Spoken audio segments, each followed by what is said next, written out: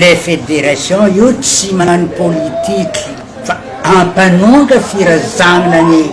ampanjaka niaraka amindreo maventy jiaby mitondra reo e koa azika azaty ny tegna député lomay aminay aty magnetraha zany de hagnano maire magnetraha zahay tsy politicien fa zahay mitandro ny razananay mitandro ny fomban-drazananay. Folaka ny tany eto Nosbe fa nihilagna tamin'ny sabotsy fahadimy ny volagna martsy aloso igny ny mpanjakany Zafimbolamena Sakalavan'ny Bemisatra Avaratra Ndriatsoly Amada 2 nitondra nanomboka tamin'ny 1971 nandimby mpanjaka Fatuma izay mamehy manomboko agny Lavaloaliky agnatin'ny districtny Agnalalava ka atramin'ny aty faritry avaratra ny faritany Antsirano. Teraka tamin'ny 1933 ny lehilahy ary commissaire de police ny Sotroronono ary solombavambahoaka ihany koa izy tamin'ny 1988 namelaka mboty tsotambin'ny folo mianaday ary zafy ny telo. Ny fianakaviany Andriatsoly miaraka amin'ny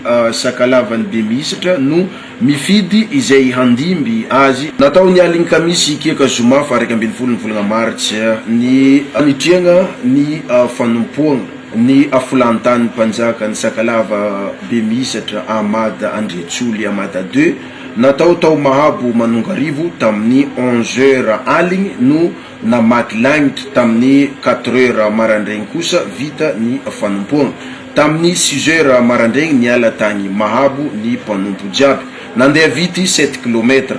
Managna fomba manokana amin'ny fotoagna karaha ity, tsy magnano kiraro sy satroko ary magnano kitamby ny lehilahy, magnano salovagna kosa ny magnangy ary magnabogny fagneva ary tsy miseky mandritra ny fanompoagna na ny lehilahy na ny magnangy. Seky hita teto avokoa ireo manampahefagna mpitondra fanjakana izay notaritiny ministre telo avy amin'ny gouvernement.